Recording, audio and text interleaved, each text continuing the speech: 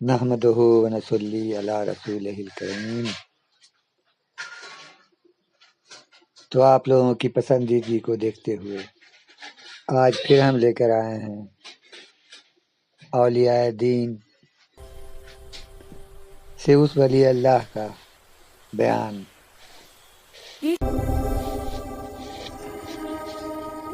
جو دلی کی بستی میں آج بھی ایک ایسی خوشبو بستی ہے جو دل کو سکون دیتی ہے، روحوں کو زندگی بخشتی ہے۔ یہ خوشبو ہے حضرت خواجہ قطب الدین بختیار کاکی رحمۃ اللہ علیہ کی، ان کے درگاہ سے اٹھنے والی روحانیت کی۔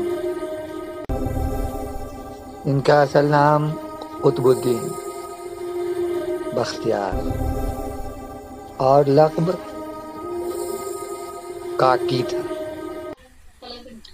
کاکی انہیں اس لیے کہا جاتا ہے کہ آپ جب اللہ تعالیٰ کے ذکر میں مشغول ہوتے تو غیب سے روٹی کے ٹکڑے آ جایا کرتے تھے۔ اسی کرامت کی نسبت سے آپ کاکی کہلائے۔ آپ کے مرتبہ کا اندازہ تو صرف اسی بات سے لگایا جا سکتا ہے کہ ان کے لیے حضرت خواجہ غریب نواز کو 40 دن تک نبی اکرم صلی اللہ علیہ وسلم خواب میں تشریف لاتے رہے اور یہ فرماتے رہے کہ اے معین، تمہارے پاس سینہ بسینہ جو علم آ رہا ہے وہ سب کا سب تم قطب الدین کو سونپ دو۔ اللہ تعالی ہم مسلمانوں کو کم از کم ایک دن بھی خواب میں رسول اکرم صلی اللہ علیہ وسلم کی زیارت نصیب کرائے۔ آمین۔ آپ لوگ بھی آمین کہیں۔ حضرت معین الدین چشتی ہمارے غریب نواز نے فرمایا تھا کہ بختیار، تو میرے سلسلے کا چراغ ہوگا۔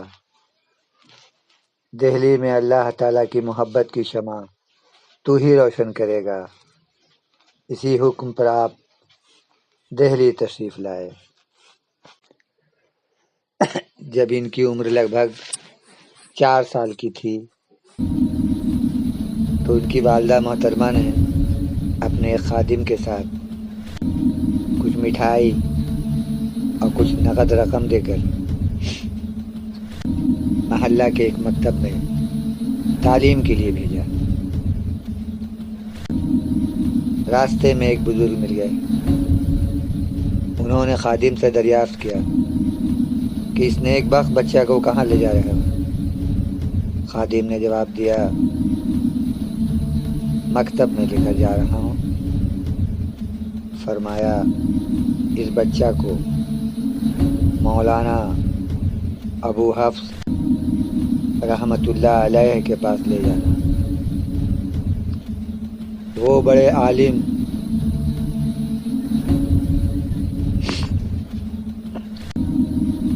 بزرگ ہیں، وہی اس بچے کو تعلیم دیں گے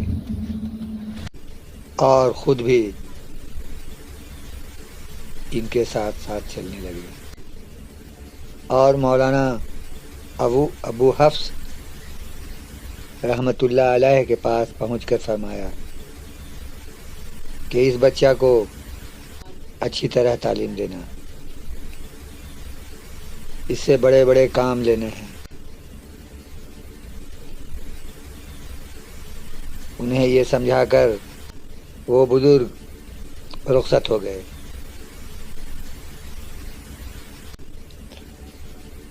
تو مولانا ابو حفص رحمۃ اللہ علیہ نے خادم سے دریافت کیا کہ جانتے ہو یہ بزرگ کون تھے؟ خادم نے عرض کیا کہ حضور مجھے تو نہیں معلوم۔ تو مولانا ابو حفص رحمۃ اللہ علیہ نے فرمایا، یہ حضرت خضر علیہ السلام تھے، رہنمائی کے لیے تشریف لائے تھے۔ ظاہری تعلیم سے فراغت حاصل کرنے کے بعد حضرت قطب الدین اولیاء رحمۃ اللہ علیہ نے اپنے وطن کو خیر آباد کیا اور وہاں سے روانہ ہو کر ایک شہر میں پہنچے۔ چند روز مقیم رہے۔ اس شہر میں آبادی سے کچھ دوری پر ایک مسجد تھی، جس کے آنگن میں ایک بڑا اونچا مینارہ تھا۔ حضرت خواجہ قطب الدین اولیاء رحمۃ اللہ علیہ کو تعلیم کے زمانے میں ایک ایسی دعا معلوم ہوئی تھی کہ اگر اس دعا کو آخر رات میں 2 رکعت نماز کے بعد مینارہ پر پڑھا جائے تو حضرت خضر علیہ السلام کی زیارت نصیب ہو۔ تو حضرت قطب صاحب نے یہ موقع غنیمت جانا اور حسب ترکیب مینارہ پر چڑھے اور وہ نماز پڑھی اور نیچے اتر کر اس انتظار میں رہے کہ حضرت خواجہ خضر علیہ السلام سے ملاقات ہوگی، مگر مسجد میں کوئی شخص بھی نہ آیا۔ حضرت قطب صاحب مسجد سے باہر آ گئے۔ ایک بزرگ نظر آئے۔ فرمایا، اس سنسان میدان میں تم تنہا کیا کر رہے ہو؟ حضرت قطب الدین اولیاء رحمۃ اللہ علیہ نے اپنا دل کا حال بیان کیا تو انہوں نے فرمایا کہ کیا تم دنیا کے طلبگار ہو؟ عرض کیا کہ نہیں۔ پھر پوچھا ان سے، کیا تم قرض دار ہو؟ انہوں نے عرض کیا نہیں۔ تو پھر انہوں نے فرمایا کہ تمہیں خضر کی کیوں تلاش ہے؟ وہ بھی تمہاری طرح سرگرداں پھر رہا ہے۔ اس شہر میں ایک بزرگ یاد حق میں مشغول ہیں۔ انہوں نے کئی مرتبہ خضر سے ملنے کی کوشش کی مگر ملاقات نہ ہو سکی۔ ابھی یہ بات چیت ہو ہی رہی تھی کہ ایک بزرگ مسجد سے نکل کر پاس آ کھڑے ہوئے، کہنے لگے، یہ لڑکا دنیا کا طلبگار ہے نہ قرض دار ہے، اسے تو آپ سے ملاقات کا اشتیاق ہے۔ حضرت خواجہ قطب الدین اولیاء رحمۃ اللہ یہ بات سن کر سمجھے کہ جو بزرگ مجھ سے باتیں کر رہے تھے وہی خضر علیہ السلام تھے۔ حضرت قطب الدین اولیاء رحمۃ اللہ علیہ ابھی ان سے کوئی بات نہ کہہ پائے تھے کہ وہ دونوں بزرگ غائب ہو گئے۔ تو حضرت قطب الدین اولیاء رحمۃ اللہ علیہ بھی وہاں سے چل دیے۔ لگ بھگ 17 سال کی عمر تھی جب بختیار کاکوی رحمۃ اللہ علیہ مرشد کامل کی تلاش میں نکل کھڑے ہوئے۔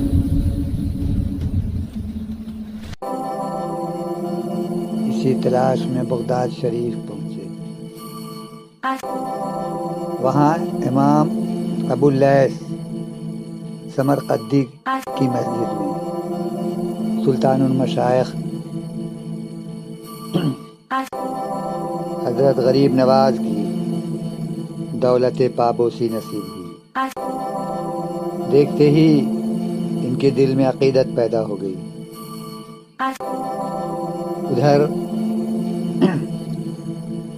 خواجہ معین الدین چشتی رحمۃ اللہ علیہ کو نبی صلی اللہ علیہ وسلم کی طرف سے بشارت مل چکی تھی کہ تم اپنا سب کچھ جتنا علم ہے سینہ بسینہ تمہارے تک پہنچا ہے سب تم بختیار کے سپرد کر دو، کیونکہ وہ قطب الدین میرا دوست ہے اور وہ تمہارا سچا جانشین اور خلیفہ ہے۔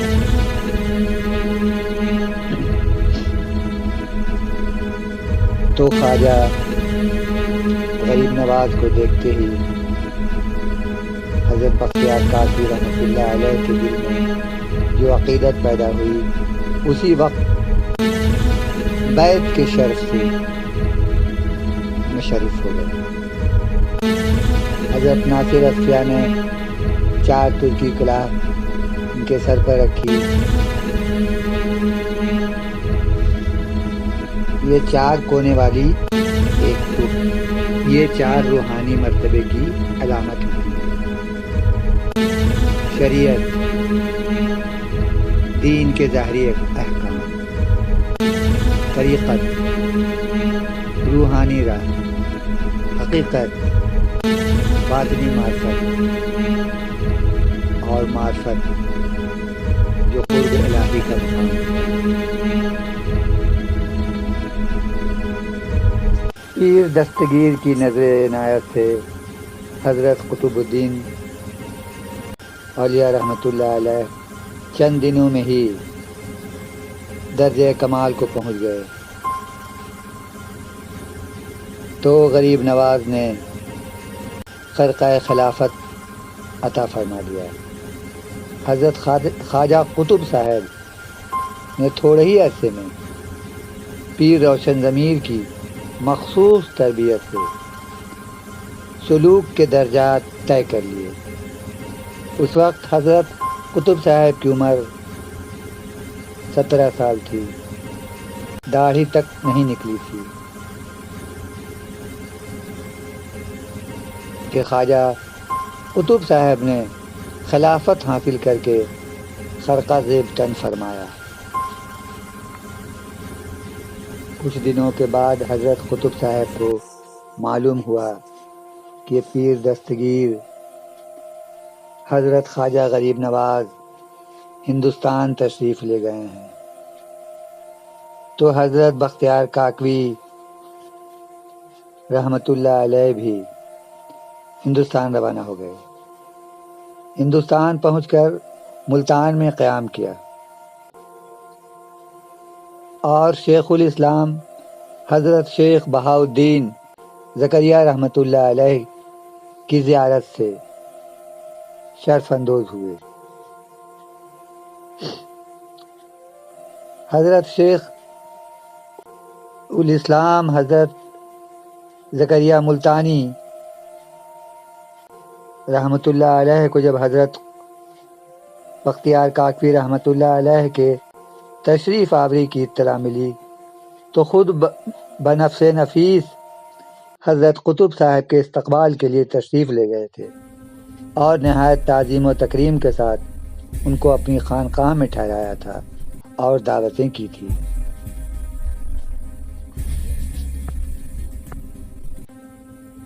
حضرت خواجہ قطب الدین اولیاء صاحب ملتان کی ایک مسجد میں فروکش تھے، تو حضرت شیخ بہاؤالدین زکریا رحمۃ اللہ علیہ نے باطنی نور سے معلوم کر لیا اور ایک خادم کو حال دریافت کرنے کے لیے مسجد میں بھیجا۔